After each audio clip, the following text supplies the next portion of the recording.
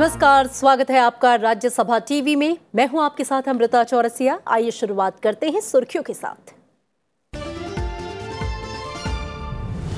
EVM VVPAT मामले में कांग्रेस समेत 21 विपक्षी दलों की अर्जी सुप्रीम कोर्ट से खारिज। विपक्षी दलों ने की थी 50% ईवीएम और वीवीपैट पर्चियों के मिलान की मांग। कोर्ट ने हर विधानसभा क्षेत्र के 5 पोलिंग बूथ के वीवीपैट की पर्चियों के मिलान के पुराने फैसले को रखा बरकरार।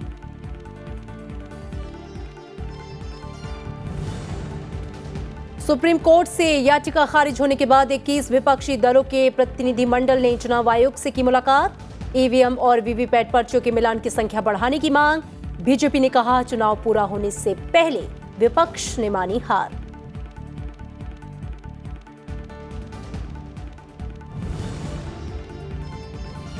लोकसभा चुनाव के छठे चरण के लिए चुनाव प्रचार तेज। बीजेपी अध्यक्ष अमित शाह की बंगाल के पश्चिमी मिदनापुर में रैली।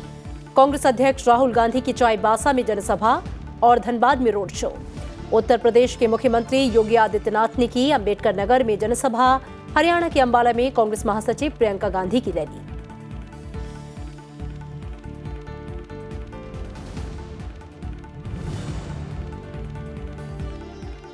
आईसीएसई और आईएससी के नतीजे घोषित। लड़कियों ने मारी बाजी। 10वीं में मुंबई के जूही कजारिया और मुक्तसर मनहर ने किया टॉप। 12वीं में कोलकाता के देवांग कुमार और बंगलुरु की विधा स्वामीनाथन बने टॉपर।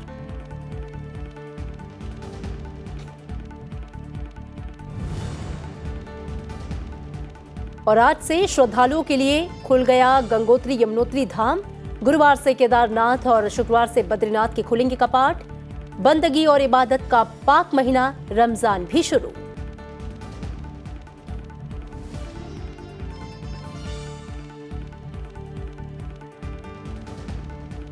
और बुलेटिन में सबसे पहले लोकसभा चुनाव से जुड़ी खबरें।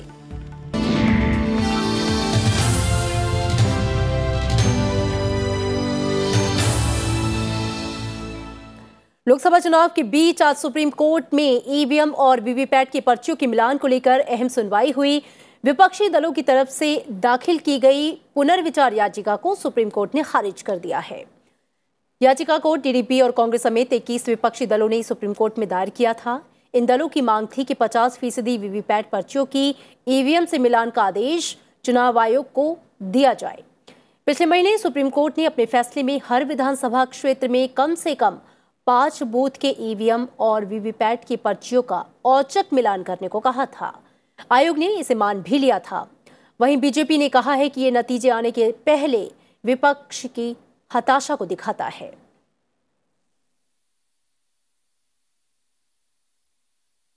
एक असेंबली सेगमेंट से 5 की वृद्धि माननीय उच्चतम न्यायालय ने दी है, यानी 5 गुना बढ़ाया है। लेकिन हमारी याचिका आज पुनर्विचार की ये थी कि यद्यपि आपने सैद्धांतिक रूप से हमारे सिद्धांत को मान लिया है, यानी हौसला बढ़ाने के लिए, विश्वसनीयता बढ़ाने के लिए ये आवश्यक है कि ये नंबर बढ़े। ये भी आपने कहा है कि नंबर वायबल होना चाहिए। ये हमारे शब्द नहीं है, उच्चतम न्यायालय के शब्द हैं।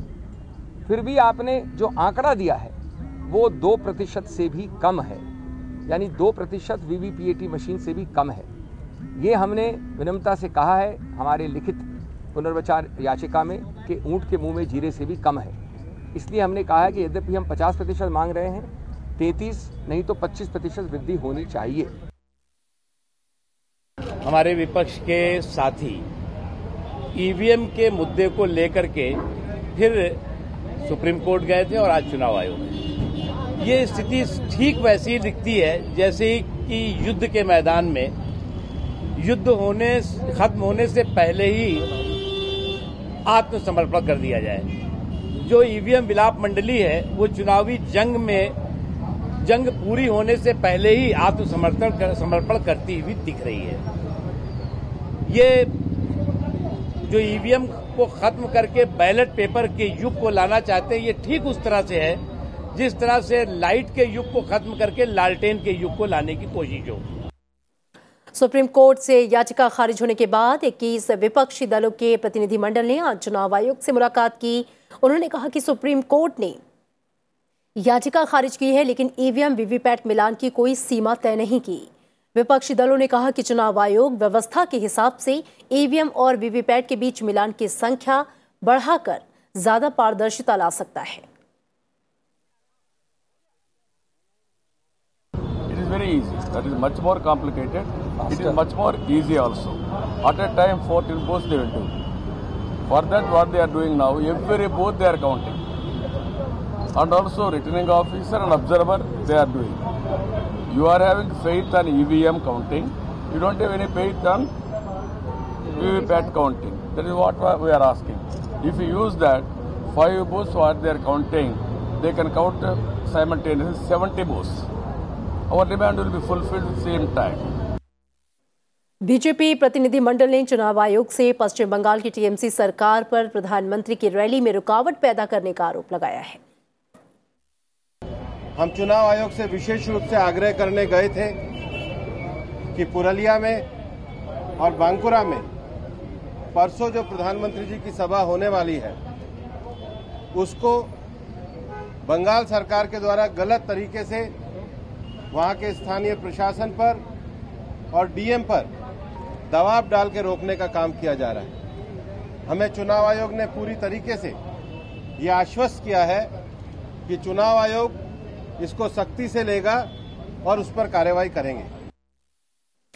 बीजेपी अध्यक्ष अमित शाह ने पश्चिमी मिदनापुर के बेलदा में रैली को संबोधित किया। उन्होंने यहां पर टीएमसी पर निशाना साधा। उन्होंने कहा कि बंगाल में ममता दीदी ने लोकतंत्र का गला घोंट दिया है, लोगों को डरा धमका कर रखा जा रहा है। बंगाल के अंदर ममता दीदी ने लोकतंत्र का गला घोंट कर रख दिया है। पंचायत चुनाव के अंदर भारतीय जनता पार्टी के 60 से ज्यादा कार्यकर्ताओं की हत्या कर दी। बंगाल की जनता को वोट नहीं देने दिया। अब तक जो लोकसभा का चुनाव हुआ है उसमें भी बंगाल की जनता को वोट नहीं देने देती है ममता दी। ममता दी, कान खोल कर सुन लो, जितने भी लोग वोट डालेंगे ना उसमें भी आप चुनाव हारने वाली हो। 23 तारीख के बाद आपके कुशासन का अंत आने वाला है, अंत आने वाला। और इसके पहले बीजेपी अध्यक्ष अमित शाह ने पश्चिमी मिदनापुर के घाटल में रैली की। उन्होंने कहा कि यह चुनाव देश के लिए प्रधानमंत्री मोदी ने जो काम किया है उसके लिए लड़ा जा रहा है, लेकिन बंगाल में यह चुनाव लोकतंत्र की बहाली और ममता दीदी की सत्ता से मुक्त करने के लिए लड़ा जा रहा है। देश भर में चुनाव मोदी जी ने जो काम किया, गरीबों के लिए काम किया, देश के लिए जो काम किया, इसके लिए लड़ा जा रहा है। मगर बंगाल के अंदर ये चुनाव बंगाल की डेमोक्रेसी के लिए लड़ा जा रहा है। बंगाल को ये ममता दीदी के संतरास से मुक्त करने के लिए लड़ा जा रहा है। और मैं आपको बताना चाहता हूं, 23 तारीख को ममता दीदी कितना भी अत्याचार कर लो, हमारी रैलियों को रोकने का प्रयास कर लो, झूठ फैलाओ, कुछ भी कर लो, मगर 23 तारीख को 23 से ज्यादा सीटें भारतीय जनता पार्टी की। कांग्रेस अध्यक्ष राहुल गांधी ने आज झारखंड के चाईबासा में एक जनसभा को संबोधित किया। राहुल गांधी ने कहा कि न्याय योजना के माध्यम से गरीब लोगों को एक मुश्त रकम दी जाएगी। न्याय योजना एक साल के अंदर 5 करोड़ परिवारों को, 25 करोड़ लोगों को साल का 72,000 रुपए, 5 साल का 3,60,000 रुपए हर बैंक अकाउंट में धड़ाधड़ डाले। और इसके अलावा राहुल गांधी ने धनबाद में रोड शो किया। इस दौरान काफी संख्या में लोगों ने रोड शो में हिस्सा लिया। कांग्रेस समर्थक भी अच्छी खासी संख्या में उपस्थित थे।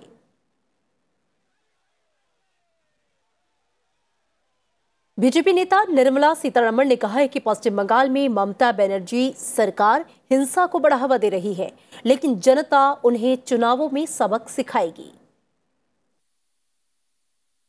In spite of central forces coming in, assuring the voters that their presence will make a difference, these syndicate Morcha people are all over the place. The central forces can be very close to the polling booth and assure voters that they can come and peacefully cast their vote and go. But if the streets are being loitered around by our syndicate Morcha, these forces, people will be scared to come to the polling booth. And therefore, not only that, violence which is being perpetrated by TMC workers. और कांग्रेस महासचिव प्रियंका गांधी वाड्रा ने आज हरियाणा के अंबाला में जनसभा को संबोधित किया। इस मौके पर उन्होंने कहा कि कांग्रेस सत्ता में आएगी तो किसानों के लिए अलग बजट लाया जाएगा।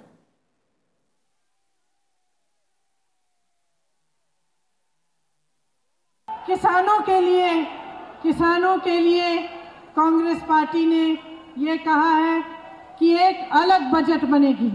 जैसी रेल की बजट होती थी वैसे किसान की बजट बनेगी और उस बजट के द्वारा हर साल किसानों को बताया जाएगा कि आपके लिए कितने पैसे सरकार दे रही है, कैसे दे रही है, कौन सी योजनाएं बना रही है और कब लागू होंगी। इससे आपकी बहुत सुविधा होगी। इसके साथ साथ आज अगर आप कर्ज में डूबते हैं और आप कर्ज लौटा नहीं पाते तो आपको जेल में डाला जाता है।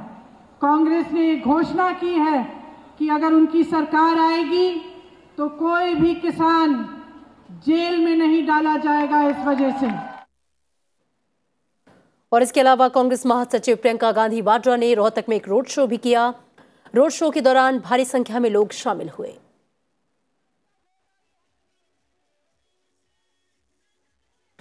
बीजेपी ने कहा है कि 23 मई के बाद कांग्रेस को पता चल जाएगा कि देश में लोग किसको चाहते हैं। पार्टी प्रवक्ता ने कहा कि कांग्रेस की गाली गलौज की भाषा कहीं से भी शोभनीय नहीं है। मई 23 तक पता चल जाएगा कौन दुर्योधन, कौन अर्जुन, और जिस तरह का रिएक्शन खास करके पूर्व भारत में से आ रहे हैं, इसका क्लियर कट इंडिकेशन है, जैसे कि पश्चिम बंगाल में, कि वहाँ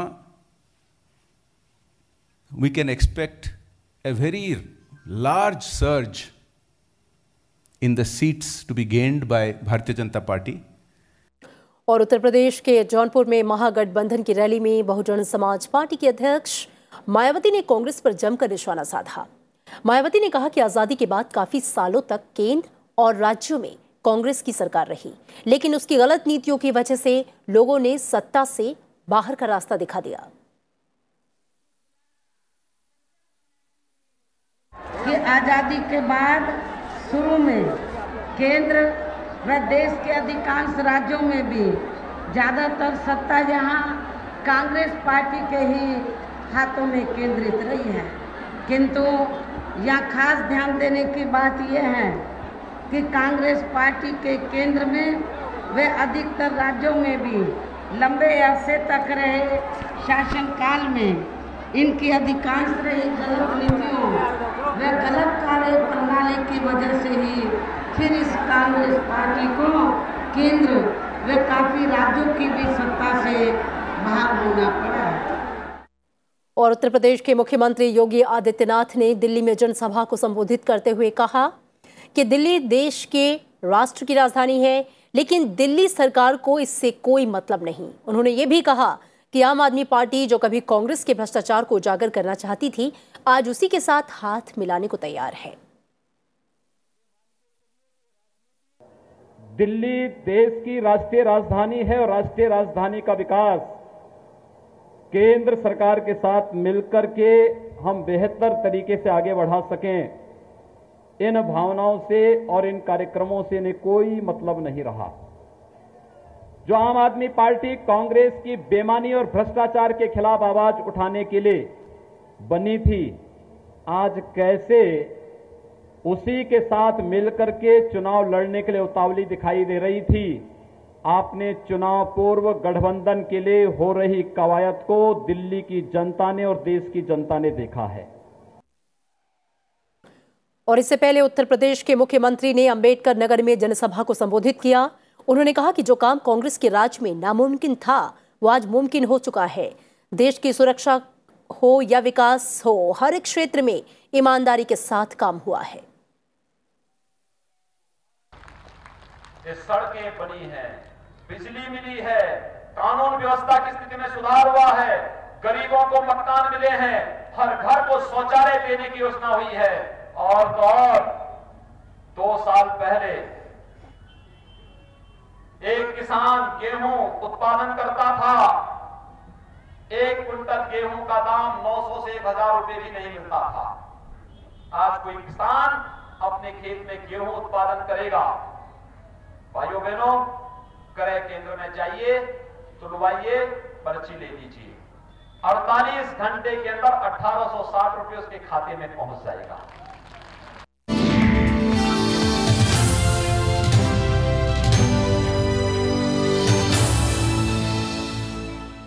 और अब कुछ और खबरें।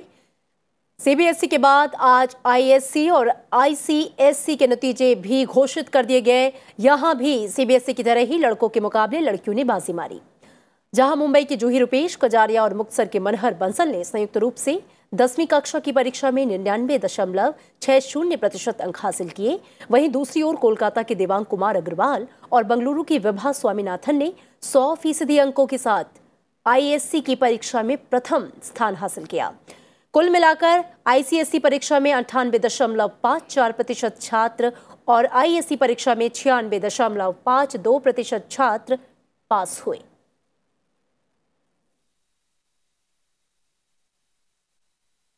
नेपाल संसद एक ऐसे बिल को मंजूरी देने की तैयारी में है जिसके तहत नेपाल में विदेशी मीडिया चैनलों के सीधे प्रसारण पर रोक लग सकती है और इसके लिए क्लीन फीड देनी होगी। नेपाल संसद के इस बिल के विरोध में इंडियन ब्रॉडकास्टिंग फाउंडेशन ने अपनी आपत्ति दर्ज कराई है। उनका तर्क है कि इससे इंडियन ब्रॉडकास्टिंग इंडस्ट्री को नुकसान के साथ ही पायरेसी को बढ़ावा मिल सकता है।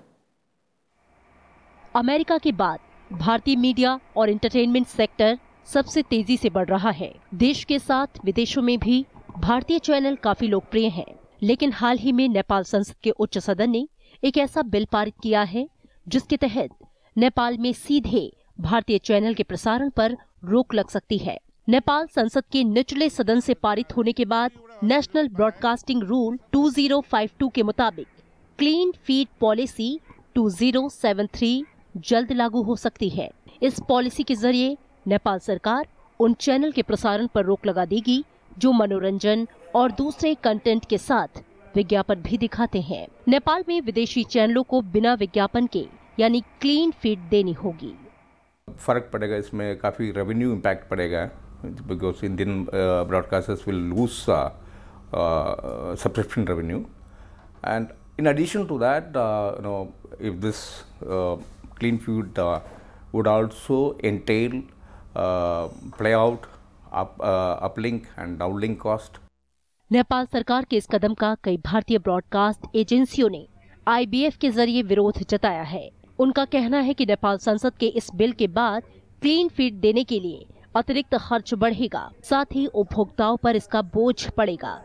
आईबीएफ ने इस बिल के पीछे चैनलों में नेपाली विज्ञापनों को जगह नहीं मिल पाने के तर्क को भी खारिज किया है।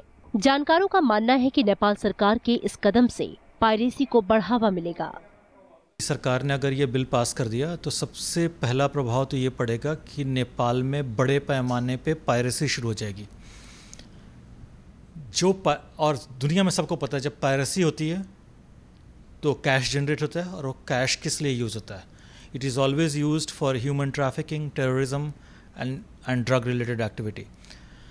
सो ये नेपाल सरकार और भारत सरकार के इंटरेस्ट में है कि ये ऐसा न किया जाए। जब केबल पर चैनल नहीं अवेलेबल होगा तो आप ओटीटी के थ्रू देखेंगे, आप किसी और मीन्स के थ्रू देखेंगे, आप पायरेटेड कंटेंट देखेंगे, डोंगल के थ्रू देखेंगे। तो कैन यू इमेजिन कि कितनी ज़्यादा अनएम्प्लॉयमेंट ये नेपाल के अंदर में जनरेट करेगा। टैक्स के लॉसेज होंगे सो अलग।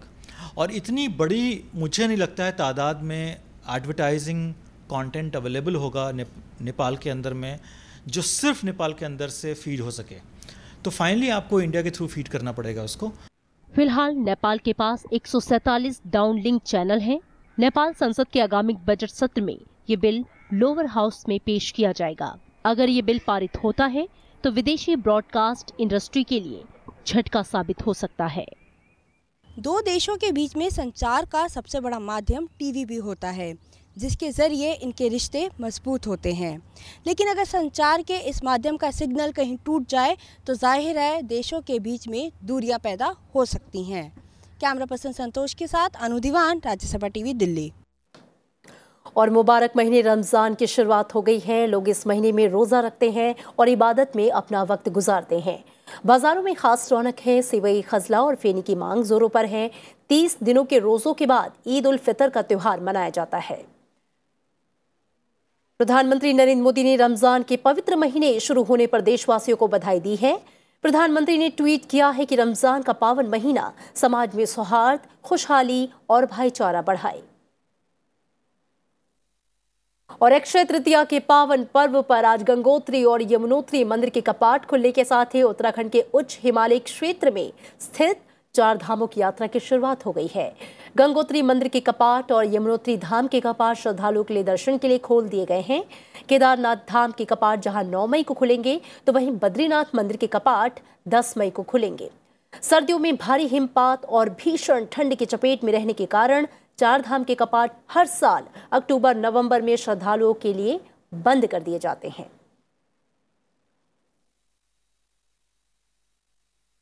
प्रधानमंत्री नरेंद्र मोदी ने देशवासियों को अक्षय तृतीया की शुभकामनाएं दी हैं। और आज विश्व अस्थमा दिवस है। अस्थमा यानी कि दमा ऐसी बीमारी है जिससे लोगों की जिंदगी भर जूझना पड़ता है। मौसम में बदलाव और प्रदूषण उनकी मुश्किलों को और बढ़ा देता है। मरीजों को इनहेलर्स और नेबुलाइजर्स के माध्यम से लगातार दवा लेनी पड़ती है, लेकिन परहेज और दवाओं के जरिए अस्थमा मरीज की समस्या को कम किया जा सकता है। ये दिल्ली के अशोक विहार में रहने वाली डेजी हैं। इनका परिवार दूर से देखने में खुशमिजाज है और सेहतमंद नजर आता है, लेकिन डेजी के दोनों बच्चों को सांस लेने में तकलीफ यानी कि अस्थमा है। मेरी डॉटर जब 5 साल की थी तो उससे पहली दफ़ा वीजिंग और ब्रेथलेसनेस की प्रॉब्लम हुई, तो हमने यहाँ रेफ़र किया। हमें पता चला कि इसको अस्थमा की प्रॉब्लम है। And then we were given regular medicines and she took it quite nicely for 3 years। And with God's grace वो 3 साल भी बहुत ही स्मूथली निकल गए और उसके बाद भी अभी तक हमें एज सच कोई प्रॉब्लम नहीं है। See, the medication is very simple. You just have to give 1 inhaler in the morning and 1 in the night. So that it takes only a second to do that, you know. And once you are done with that, उसके बाद पूरा दिन इनकी कोई भी activity कहीं से भी restricted नहीं है। They can play, they can go out, they can do swimming, whatever they want to do. Asthma बच्चों से लेकर बुजुर्गों तक को अपनी चपेट में ले सकता है। इस रोग के लिए पर्यावरण प्रदूषण और आनुवांशिक कारण प्रमुख रूप से जिम्मेदार हैं। दिल्ली के रहने वाले सुधीर रतन शर्मा को बढ़ते प्रदूषण की वजह से करीब 3 साल पहले सांस की बीमारी की शिकायत शुरू हुई थी। तंदुरुस्त है मेरी 7 किलोमीटर की वॉकिंग है, 3 kilometre morning, after dinner 4 kilometre. Stamina must है इसके अंदर, वही प्रिस्क्राइब किया डॉक्टर साहब ने, तो उन्होंने तो इतना नहीं कहा, लेकिन हम इतना आराम से इजीली कर सकता हूँ वॉकिंग। काम काज करने में मेडिसिन ले रहे हैं कॉन्टीन्यूस, तो कोई परेशानी नहीं है, लेकिन रात को इसमें एम्पटी पेट डॉक्टर साहब ने कहा थोड़ा सा डिनर में कम लें तो इजी रहता है। लक्षणों के आधार पर अस्थमा 2 तरह का होता है। बाहरी अस्थमा पराग कणों, पशुओं के रोए, धूल, गंदगी के कारण हो सकता है, तो वहीं आंतरिक अस्थमा कुछ केमिकल्स के शरीर के अंदर जाने से होता है, जिनमें बढ़ता प्रदूषण, सिगरेट का धुआं बड़ी वजह है। Majority of ESMA, almost 90% of ESMA allergic होता है। दैट मीन्स जो पर्सन है वो किसी पदार्थ या किसी एलर्जन से रिएक्ट करता है जो नॉर्मल लोग नहीं करते हैं, जैसे मिट्टी, डस्ट हो गया या प्लांट के पॉलन्स हो गए। तो इन चीज़ों से आप और मैं रिएक्ट नहीं करते हैं, मगर जो मरीज़ हैं एस्मा के, उनमें सांस उनका फूलता है और एक इम्यून रिएक्शन होता है इसके against. The true treatment is by using preventers, which are basically inhaled steroids. So inhaled steroids are the mainstay for asthma today, and regular use of inhaled steroids से asthma जो है वो दब जाता है. The progress of the disease is halted and it is reversed to some extent, suppressed, and patient becomes asymptomatic. दुनिया भर में करीब 35 करोड़ लोग अस्थमा की समस्या से पीड़ित हैं।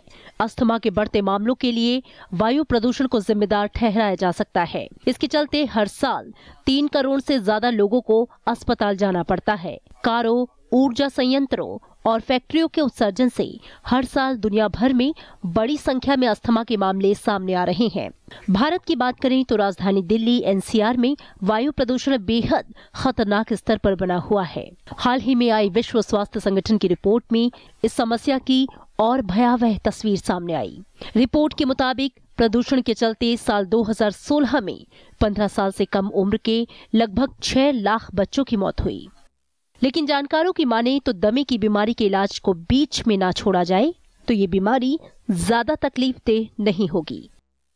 बीमारी से आसानी से लड़ा जा सकता है। अनु दीवान, राज्यसभा टीवी।